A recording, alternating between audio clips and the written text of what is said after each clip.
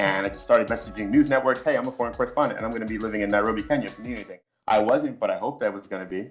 So like then you look back after like 6 months out of college and you've published stories from abroad and you're going, okay, like, is that not what a foreign correspondent does? Publishes stories from abroad? Well, now it's in my resume, foreign correspondent, I guess, you know? The New School.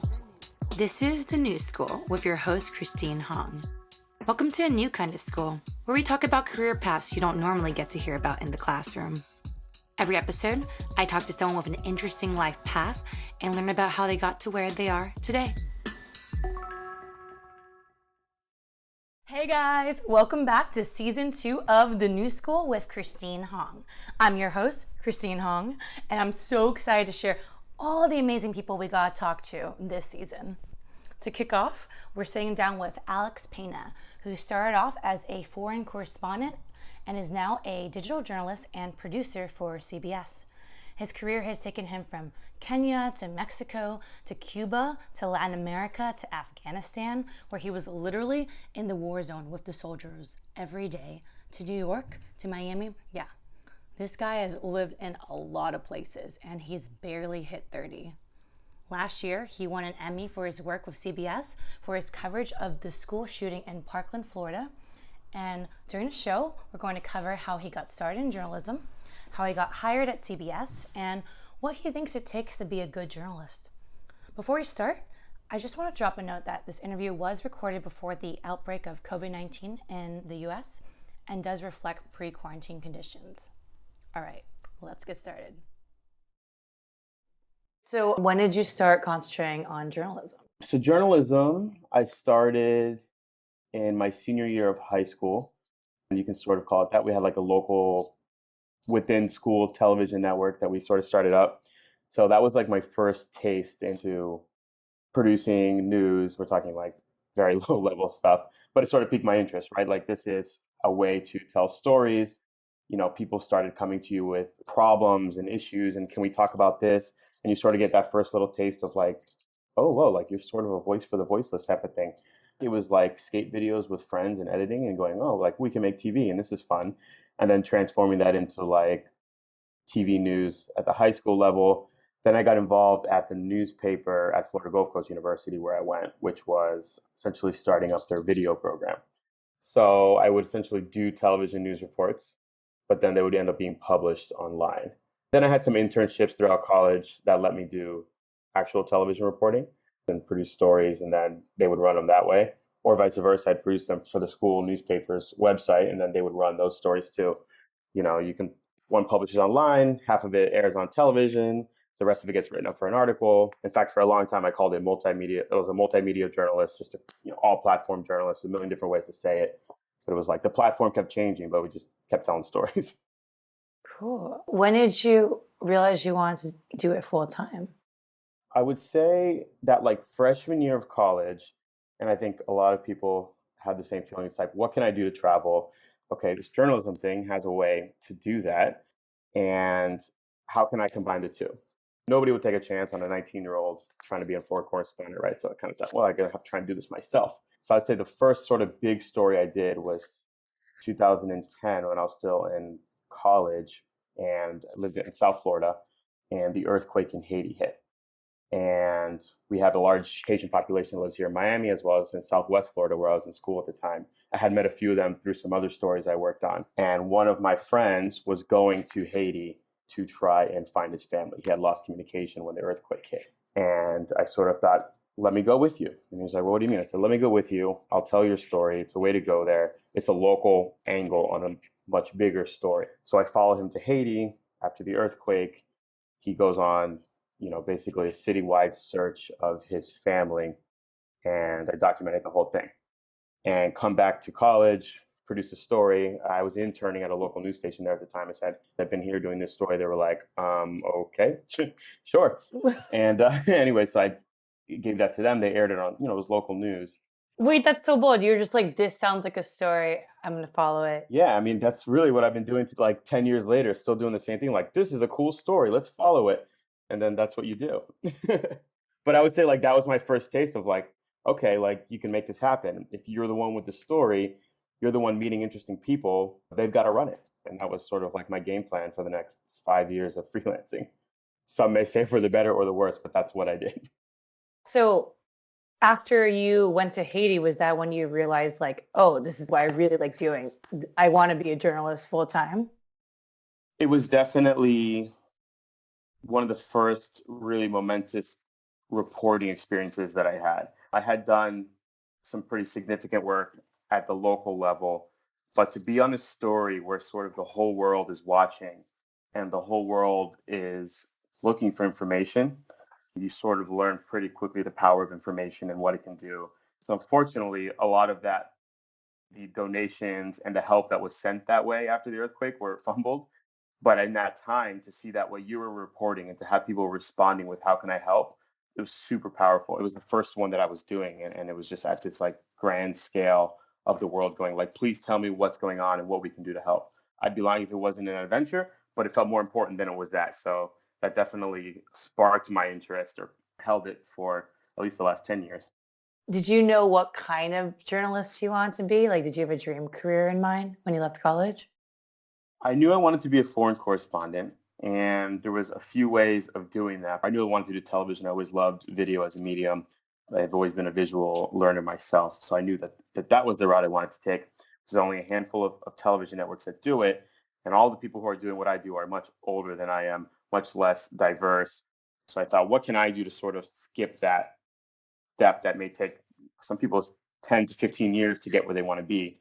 And one of the ways to do that was freelance. So rather than taking a relatively, a foot in the door type of job or these like internships that sort of offered themselves to me right after college, I thought, let me figure out a way to be a foreign correspondent. Obviously, it's not going to be for who I want at first, but let's be foreign correspondent then for the medium that you want or for the network that you want versus work for the network and try and become a foreign correspondent. And so that was sort of the path I tried to take. I had met someone who worked in the field and he told me, look at a map and see what the world is about to know or is about to learn.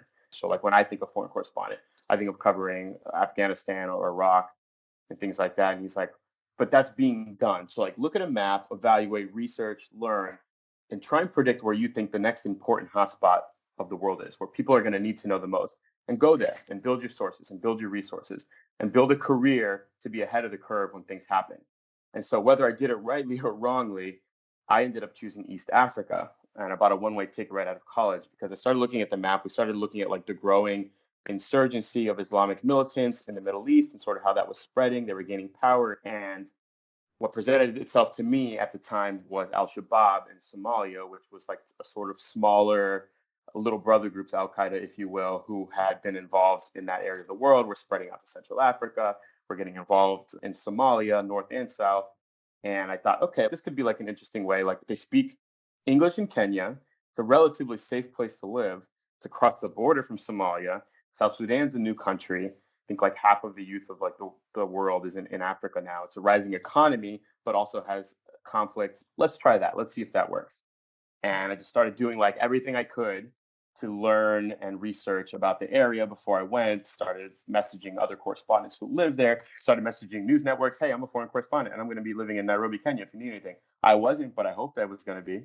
And sort of like snowballed the effect from there. I ended up moving there a week after college. I actually didn't do as much Somalia work as I wanted. I ended up in South Sudan a lot at the time because there was a lot of border conflicts going on because of the recent secession of South Sudan. It had become the newest country recently. And sort of built like, I only did this for 6 to 7 months, but I really like built a little network of journalists as well as stories. So like then you look back after like 6 months out of college and you've published stories from abroad and you're going, okay, like, is that not what a foreign correspondent does? Publishes stories from abroad? Well, now it's in my resume, a foreign correspondent, I guess. So Wait, where were you publishing the stories? I did all sorts of things. So there's a network abroad called Voice of America News. They're an independent news organization that's funded by the US abroad to cover issues that relating to America and its foreign interests. So they have a radio network, and if you've been anywhere, you can usually tune into it. And they have one based out of Nairobi that was covering East Africa Bureau, is what it was called. So I reached out to their bureau chief and told him, "Here, I'm ready to go." He's like, "Good to know." It took about a month before I sold my first story to them, and it was terrifying It was like, oh my gosh, it's not working. I'm getting hungry. I don't know Yeah. if this is going to work for me. And he eventually called for a trip to South Sudan.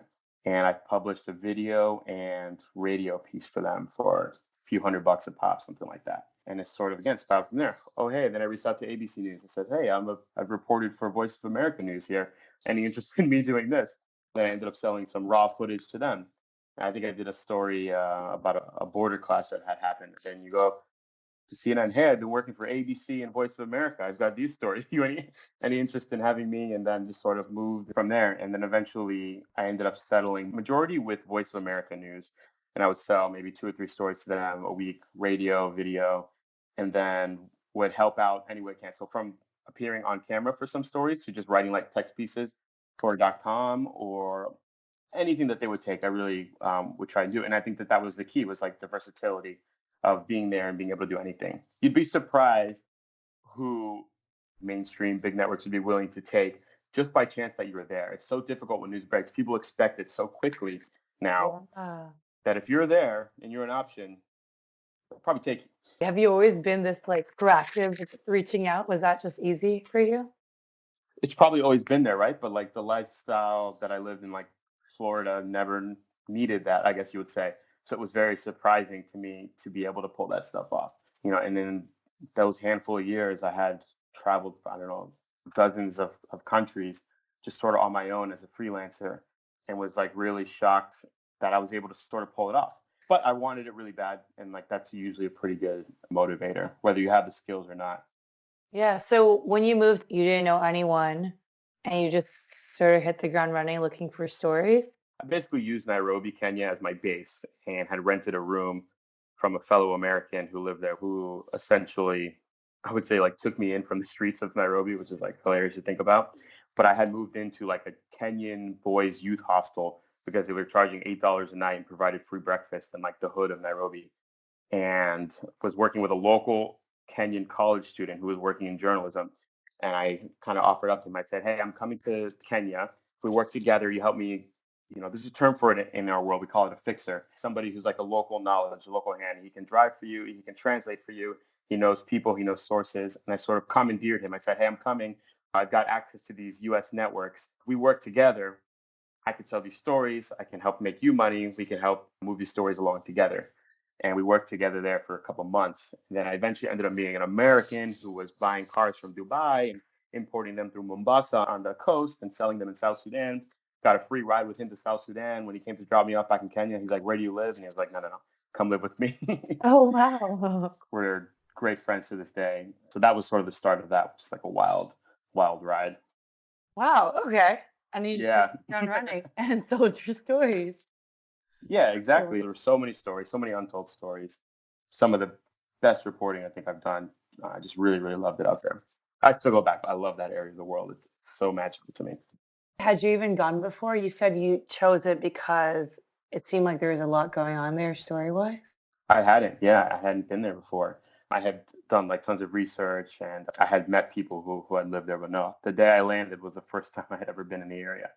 I mean, I looked at it strategically of like I could stay in Miami and try and travel to these parts of the world, but logistically, no savings, student loans, really like struggling financially. Didn't make sense to be in Miami and try and cover these stories. I had to strategically put myself where it's affordable, relatively close and interesting, and just sort of Nairobi popped itself up on the map for me. How long did you live there as a freelance journalist? So I was there for 7 months in Nairobi, and I continued my freelance work after that. So I moved from Nairobi to Mexico. I had done some border trips previously, and at the time it was starting to pop off again, the sort of like narco war that plays a game of whack-a-mole. So I went back to Mexico and was there for a few months, went to Cuba for a month. I started trying my hand in the Latin American world. I was born and raised in Miami. My parents are Cuban Puerto Rican. I've always been interested in that world and being a part of that coverage, which is what I do more or less now. And then from there, I believe I was in Mexico. I had just gotten back to the US and I found out about an opportunity to embed with US troops in Afghanistan. And that was my first time heading back out to that Central Asia region. And it was with a newspaper called Stars and Stripes, which is a military newspaper. How do you decide where to go next? Why did you leave Nairobi after 7 months? I thought I would go back. In fact, I still had an apartment there. I had a motorcycle that I left there. I was very sure I was going to go back, but in my mind, I was just sort of like globe-trotting freelance journalist. Can't hold me down. I'm making moves. Ended up in Latin America. Really enjoyed that for a little bit, but in my mind, I sort of lived in Kenya. Would always end up going back. And then when I got wrapped up in the Afghanistan gig, that was 13 months. That was over a year that I was there. It sort of changed my mind a little bit, you know, but it was a really intense year for me. And that's when I started looking towards what sort of reporting can I do stateside that will allow me to work internationally, but still grab a little bit of more stability in life back in the US. And that's when the opportunity with CBS News actually came up. Okay, so how Yeah. did that come to be? So I had just done 13 months embedded with the troops in Afghanistan. I had talked to some executives at CBS News prior to my freelance work and sort of throughout. They had always had interest in having me sort of join the network, but we had never really found the right place yet.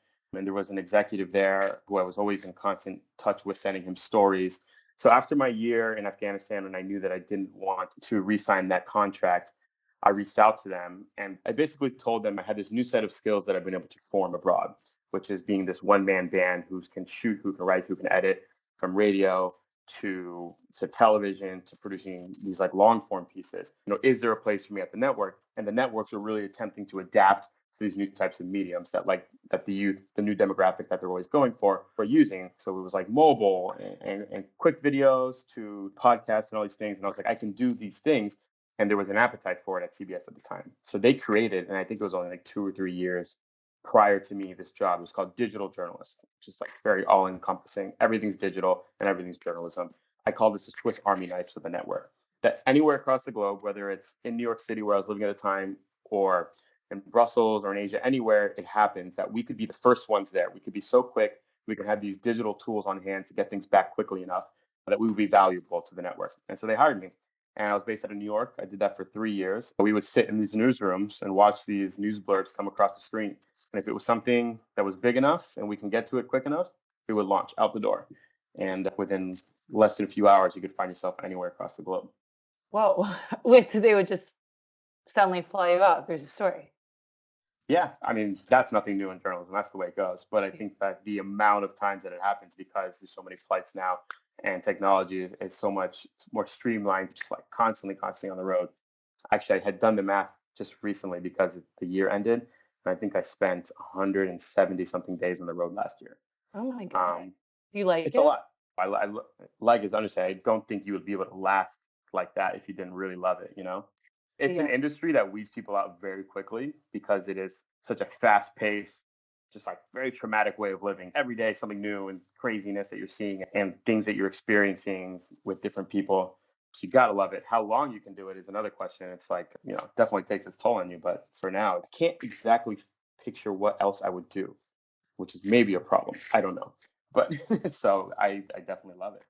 How does it feel to have a company paying for you to fly out now instead of you having to just fly yourself and get the That's stories and pitch them? it's a very nice feeling. And it was one of the reasons that I actually wanted to eventually make my way to the network. I was doing a lot of good work, but it was without a doubt limited in resources and funds and quite frankly safety oftentimes because of the amount of money I was able to put into certain things. I mean, we were sharing bulletproof vests sometimes with other freelancers. We just didn't have the resources.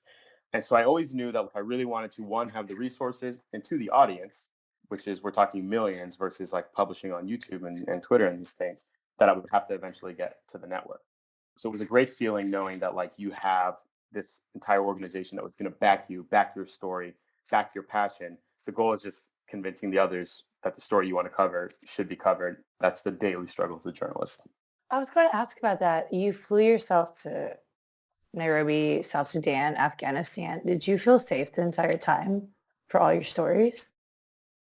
Well, safety is relative, is what I've come to learn. It's true because there's some people across the globe who will look at what's going on in the United States and say, well, do you feel safe where you're at? When they look at some of the alarming numbers of gun violence and crime that they see here. So I usually answer that question with that safety is relative because you can go to these areas of the world. And absolutely, I'm not trying to downplay the violence or the trauma that these people experience. That's why we're there, to highlight and to shine light on those issues. But to say that because I lived in Kabul, Afghanistan, and was constantly in danger, that wouldn't be accurate. These are cities, I could talk specific cities, but let's use Kabul, for example, because a lot of people have this alarming reaction that you lived in Afghanistan for so long. And we rented a compound in a relatively wealthy area of Afghanistan. There was a lot of diplomats and foreign NGOs that lived there as well. It was a high walled compound with security. You could walk to the market, 10 or 15-minute walk. I definitely blended in a little more than some others might in the area. I would dress in a local outfit called, it was a shalwar kameez, so I could get by a little more. But for the most part, you can wander a little bit. And as long as you were smart and you knew what was going on at the time, you could check the news of the day, make sure there was no retaliation expected. You can live a relatively normal life. It would come in waves. There was times when we knew that there was mass bombings happening throughout the city, and we needed to stay inside. So sometimes you'd stay inside for like a week or so, and that was out of like precaution. So of course there's waves, but like the idea that like you're under this constant bombardment is not accurate, because we're talking about a country with millions of people who go about their daily life, and for the most part can hopefully at least forget that there's a war going on outside, even though obviously that can be very difficult. So now at CBS, you are a digital journalist slash producer. What does that mean exactly? It's a way of just saying like what we need, we'll get that done for you. You're a man shop. Great. Okay. I've always worked in the realm of like creating new titles for myself, because what I've done haven't necessarily always fit in these sort of like traditional siloed positions that they've had established already. So the digital journalist, while I didn't create that position at CBS News, was like relatively new. I've been trying to mold it into what I do. So what that means for me is like, let's say a story happens. So I've been doing a lot of border stories. There's like a new policy in effect that's affecting the border. You get there first and you start interviewing people, getting all these things on tape. You're sending that back. Then they'll send in, let's say, this is a big story. We need an anchor. Okay, now they turn into producer mode, which is find interesting characters for the anchor to come and interview. And then, oh no, there's breaking news happening. Okay, back to journalist mode. We're going to go to where it's happening. We're going to film it. We're going to get live on television. So all the way from like the technical aspect to the actual interviewing to the writing, it's all encompassing of this term of like digital journalists. And the idea is just to basically be whatever the network needs or whatever information needs telling. What's next for you? What do you want to be doing next? Do you know? Yeah, it's always like a really interesting question for me, because I enjoy where I'm at right now in terms of the company and having the resources to tell the stories that I want. And in the television world, it's a sort of strange experience being at one of the networks, because the networks are nationwide. And in terms of media, the United States has some of the largest media companies in the world. So I'm happy with where I'm at in terms of gaining audience. It's probably the biggest audience I'll be able to garner. What I'd like to do more of is continue working within the realm of international, Latin America, Caribbean, and sort of build a resume revolving around that. But I don't know that there's like another job title that I'm crying after. It's so broad. I'm a producer. Like, what do? You produce stuff. Like, you can produce YouTube videos, you can produce like award-winning documentaries. So like the title is fine. It's great. It gets the job done. What I'd like to do within it is definitely continue within my beat. I call it my beat, but like the stories that I'm very passionate about. Is there a person out there who has your dream career? I don't know that there's one person that has the job title I want. There are people who are doing the stories I want. But the weird part about that is like once it's been done, it's been done. You don't want to be the guy who shows up and does that same documentary. Yeah. So in my field, it's tough to say, yes, I want that person's job. I want to have done the stories that a lot of people have done, because I think they're incredible. Every year I watch the Oscars and I see the documentary section. I'm like, gosh, why didn't we do this? And in fact, it happened this year. The women's skating school that we all knew about when we were living in Kabul just won an Oscar this year. A woman went there. She lived there obviously for a long period of time and did this amazing documentary. So I want to be like her, to have the wherewithal to like go and spend time and tell that story and bring that to a wide audience. I mean, any of us would have killed to have an audience at the Oscars to talk about Afghanistan. Yeah. It's exactly what she did. It's incredible. Right. But you won an Emmy, right? How did that We happen? did win an Emmy. It's super weird. The awards are never really what you do them for, because you just never know who wins or how and why. And I was always very convinced they were rigged for a very long period of time. I almost didn't go to the show because I thought that they were rigged. I thought that if we were going to win, we would have known. And I lived in Miami. The ceremony was in New York. My girlfriend said, "Are you crazy? Like, you have to go. You're nominated." I said, "Yeah, but I would have known if I was going to win." Then I get texted and said, "Oh my God, you were right. We just won." And it's a good example of like what I was talking about in terms of following a story through. I can't even take credit for the initial idea of that documentary. I was working with another producer that I work with closely, a colleague of mine who's based in New York, and he was down here covering the Parkland shooting in Florida after that happened, which obviously made national waves. And in the midst of us doing our national news reporting, he basically noticed that he had all this like really interesting footage of the students who were starting to become national figures in their activism, sort of interacting amongst themselves to figure out how to project their message forward, how to project what they wanted the country to know about gun violence in the community. And so he kept coming to me and saying, I got them talking about this and that. This would make a really interesting documentary. But it was so much going on at the time. I remember thinking, let's do the news and then we can talk about that. And obviously, as time went on, we thought, wow, we actually are experiencing really interesting moments with these students. Let's pitch this as a primetime national documentary. And so we ended up following those handful of Parkland students as they started traveling, meeting with lawmakers, all the way to the March for Our Lives, and put together an hour-long documentary about what they were doing and what they had achieved within that month. And obviously, it was received well because it won an Emmy. You were just doing your job, but just one of your stories happened to It pick was up? one of those, yeah, it was one of those examples where, we were just sort of going about our normal job, our day job, if you will, and realized that there was something more interesting happening here on the side, which was these sort of like exclusive behind the scenes moments with a growing movement. It's not every day that you get to witness a movement growing in your community, and that's exactly what was happening. And luckily enough, we were able to capture it. What's your day to day like, by the way? Is it ever remotely consistent? So our morning news meeting is at 9 a.m. So it's remotely consistent up until 9. So I try and get up at like 8, and that would constitute my routine, which is like get up, have a coffee, watch the news, read a little bit of the news, because when 9 o'clock comes, you can end up anywhere, and it happens.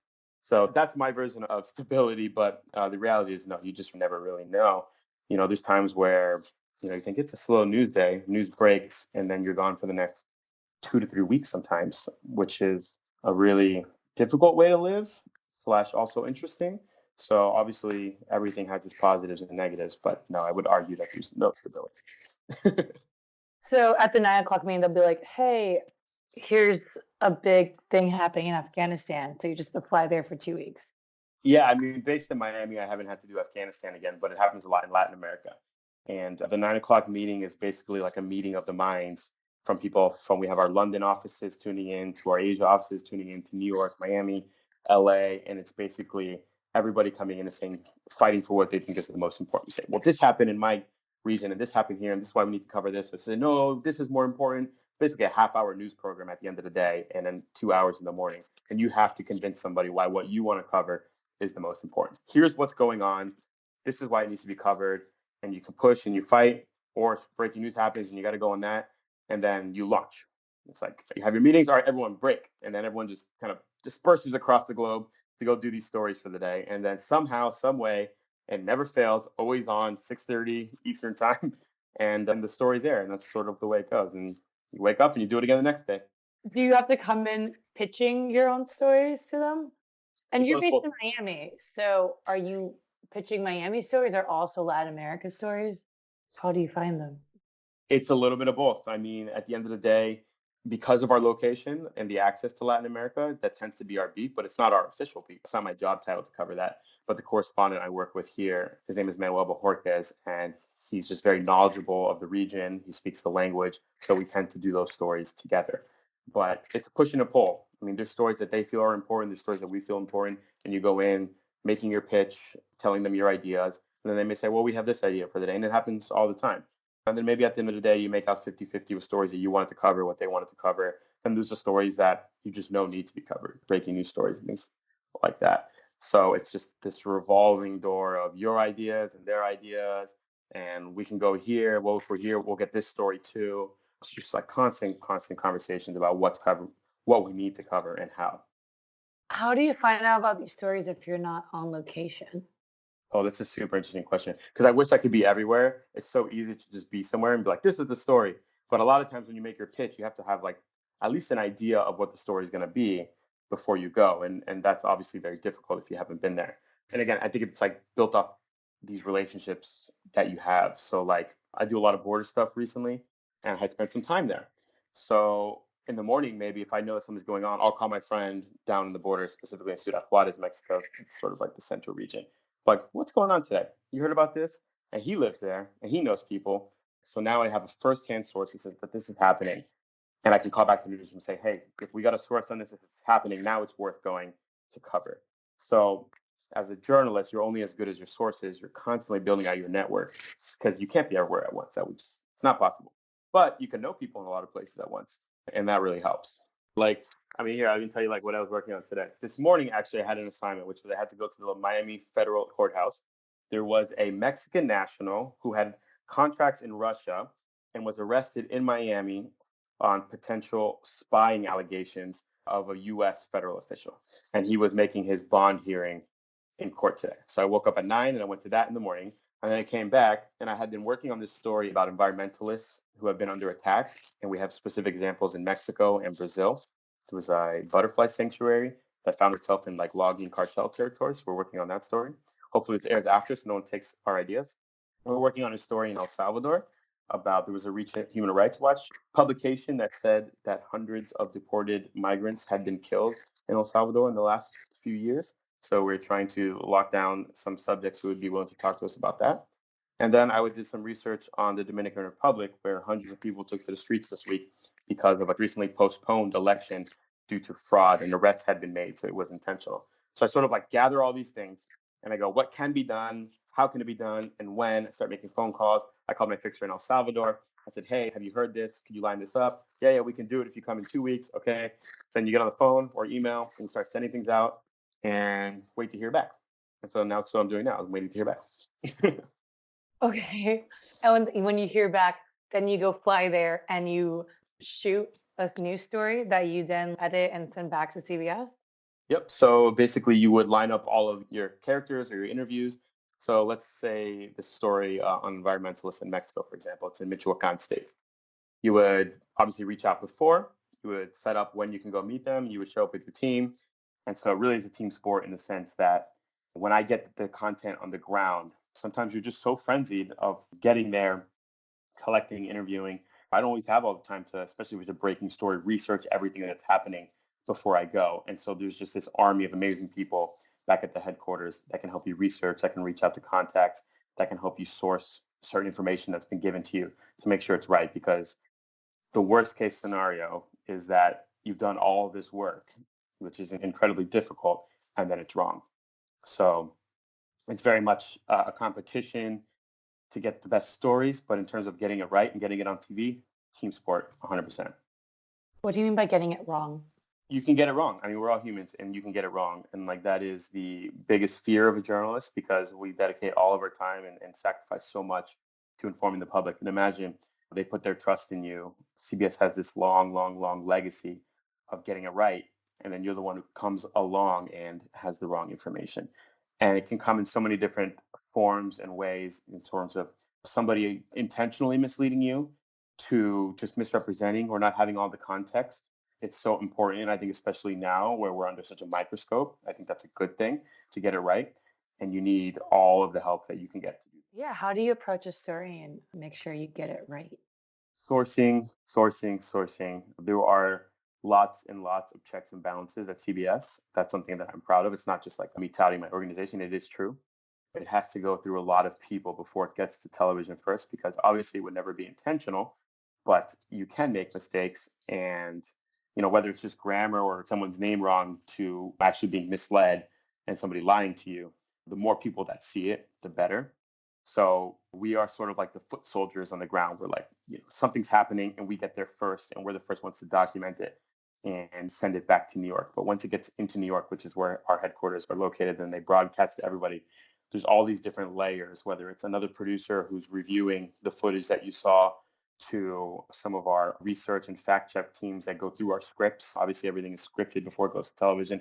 And say, hey, I saw this. Can I just get this number to call that person, make sure this is true? Or I couldn't find this statistic. You know what? If you can't find it and it's not there, let's not put it. You can't risk that. That sounds like a lot of pressure. It's a lot of pressure. It absolutely is a lot of pressure. In a good way, though. Would you watch a news organization that didn't put a lot of pressure to get it right? So Oh. So for others who want to become a journalist now, who are in school, do you have any particular advice for them? Like how they pick which field they want to be in, which position's right for them, and like how to approach it after ab- graduation? Absolutely. I would say find something that you have a passion in, and don't say journalism, because journalism is all encompassing. There is sports journalism, there is tech journalism, there is general assignments. I mean, you can be as specific to one town in Mexico. So journalism can be latched on to any aspect of our society and our world that needs covering, that needs information. So in my case, let's say I found a fascination with the Caribbean. Okay, so then start learning, research, read, write, talk to people, learn something, and then use that to be a journalist. There's a lot of very successful people who don't even go to journalism school because, let's say, they went to medical school and now they have a really wide understanding of the medical field and they use that to cover it. You don't have to be an expert, but be curious about something. Research and read about one thing that really intrigues you, that you wouldn't mind doing a lot of, and then cover that. And I think that that's a really unique way of setting yourself apart from an army of people who call themselves journalists, but don't necessarily know what they want to cover. You can go to some of these conferences and you meet some really brilliant people who set themselves apart not by their actual reporting, but by their knowledge of the issue that they like to report on. And I think that that's really important. So I don't think you need to look at the trajectory that's been placed in front of you by others. Try and see if you can make your own. Maybe that's what makes your work unique, is that you've chosen a different path. And I promise you, at minimum, it's an interesting way to live. So instead of focusing on the position you want, focus on the stories you want to tell and just go after those stories. I think that's a really great way of putting it.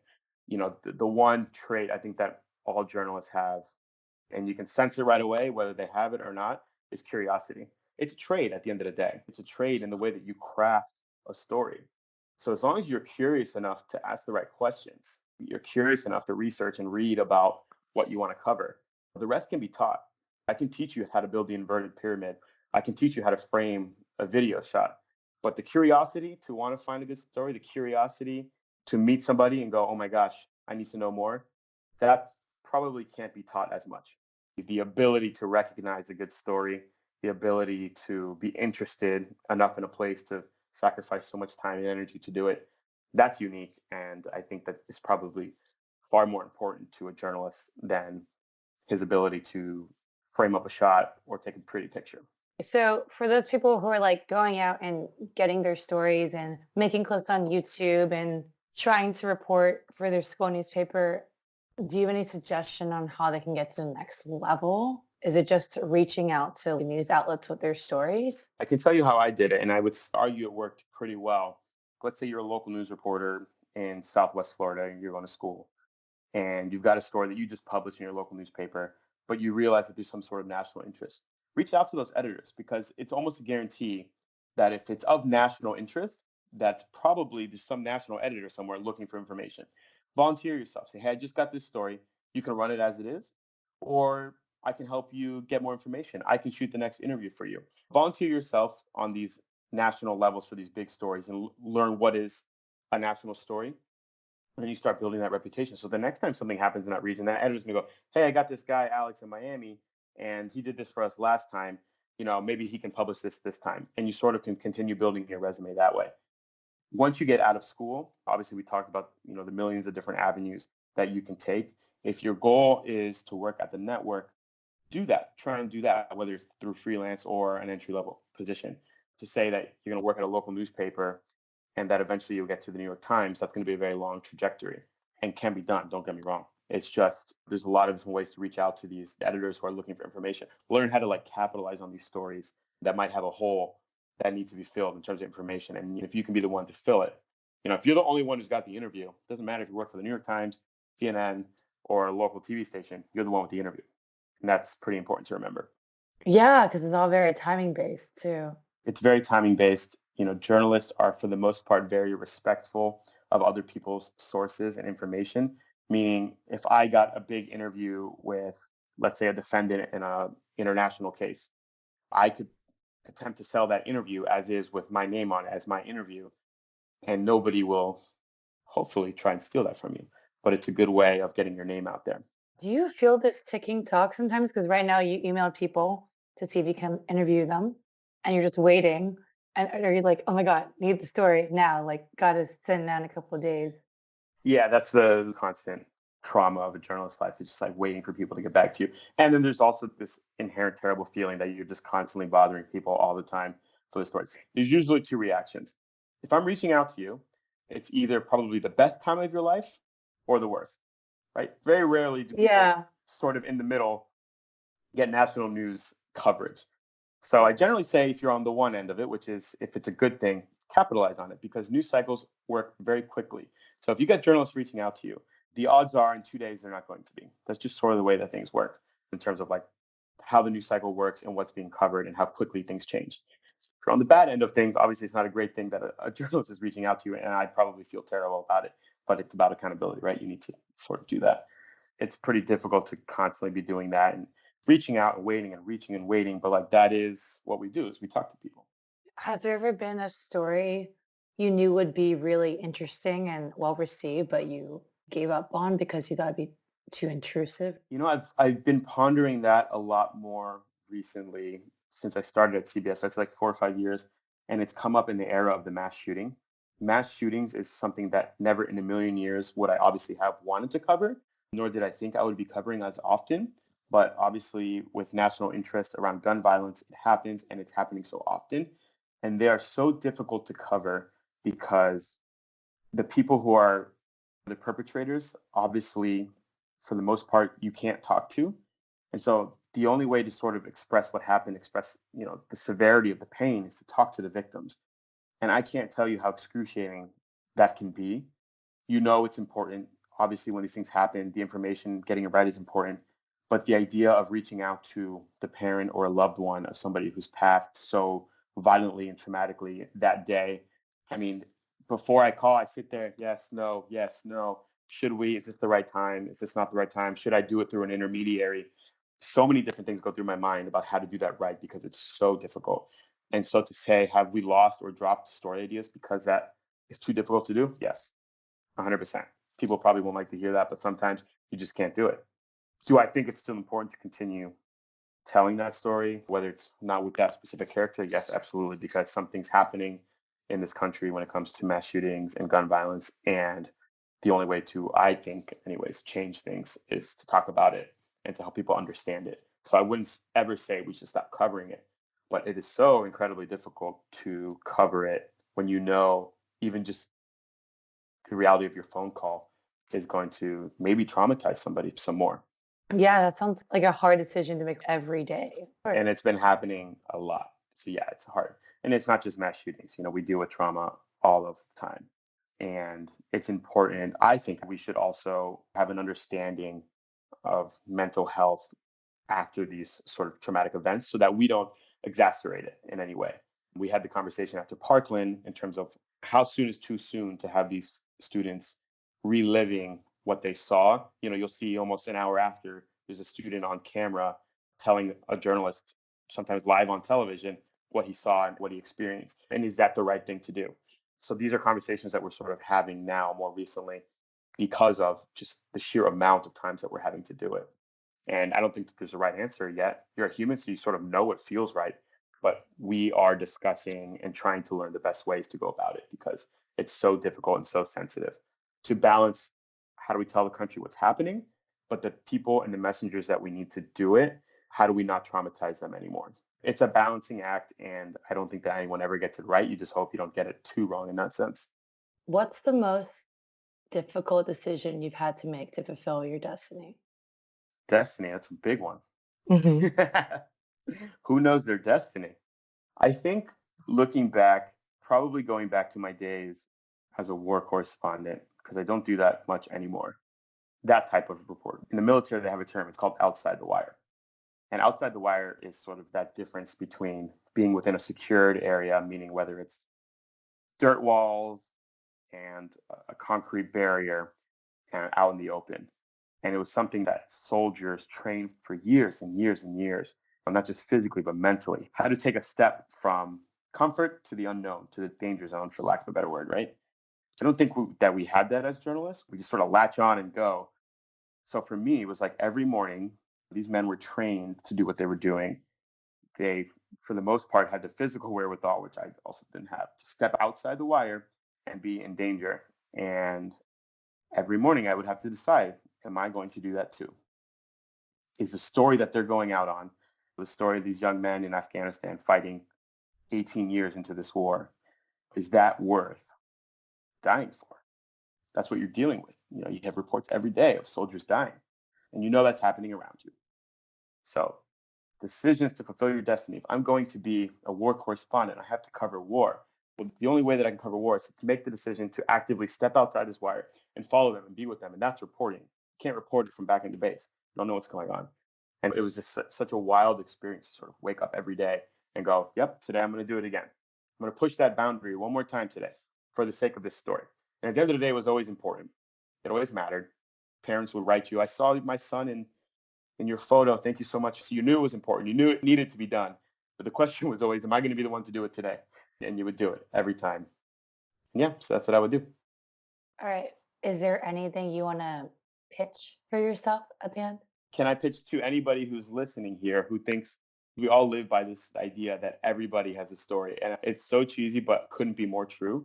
That like anybody who's listening, I pitch to you to please find me and send me the stories that you think are interesting. You've heard what I talked about. You've heard what I've covered. And if you think in any way whatsoever, you can help me tell a story that will help other people, write me. I promise you I'll write back and try and make that happen, because that's what we do. Is like, I think I said it when I first started, you're a voice for the voiceless. There's a lot of people out there who need their stories told who will never get that chance. So if you think you have that, I pitch to you. Send it to me. How can they reach you? There's too many different ways to reach me. But the best way is probably my email, or find me on Facebook, Twitter, Alexander M. Pena. You can DM me. Instagram, I'm AMPENA. And my email is PENAA@cbsnews.com. And that is probably the best way, because I am an unfortunate email addict. So send it to me. I will definitely see it. Hey guys, hope you enjoyed our interview with the incredible, fearless Alex Pena. I don't know about you guys, but I really admired how this guy just went full send. Day after graduation, one-way flight to Nairobi, Kenya. Had no idea what was going to happen. I only wish that I was that brave when I was graduating college. It's pretty amazing. Stick around till the end to hear a sneak peek of next week's episode. You can find more information about Alex Pena on our website, thenewschoolpodcast.com, and make sure to follow us on Instagram and Facebook at The New School Podcast. Be sure to subscribe wherever you get your podcasts, and to rate and review us on Apple Podcasts for a chance to be featured on a future The New School episode. For this week, big shout out to Pia Cynthia, who wrote, "We were a great discovery amidst quarantining." Being someone who's always had a more unique career goal, this podcast truly gave me an idea of the struggles that people go through to achieve their dreams, and the successes of those dreams that drive them. Thank you so much, Pia Cynthia. We really appreciate the support from you and other listeners like you. Do you feel like you or someone else you know would be an amazing guest on our show? If yes, definitely let us know and reach out on our website, thenewschoolpodcast.com. The New School with Christine Hong is produced by Shristi Biani, Jenny Snyder, and Kiefer Negri. Editing by Sydney Salk, John Simpson, and Joseph Cho. Video editing by Josh Stanley. Special thanks to our marketing team who helps us spread our mission and get the New School name out there. So special shout out to Katie Osaki, Emma Borgerding, Giovanni Cortez, Cynthia Shao, Dina Che, and Marissa Wolfsheimer. You've heard interviews of people's origin stories, but what about when you've broken in and are at the top of the career ladder? Next week, Blair Shane, a former CMO, dives into what it was like working for one of the top venture capital firms. I advise people to say, will you regret not trying this next job? If you work hard and have done a good job, you can typically go back to your old job or employer. You can always go backwards, but the only way to go forward is to leap. Come back next Monday to hear amazing tips from Blair Shane on how to climb up the marketing ladder and hear some of the best team managing advice I've heard from anyone. Have a great day, guys. Try something new today.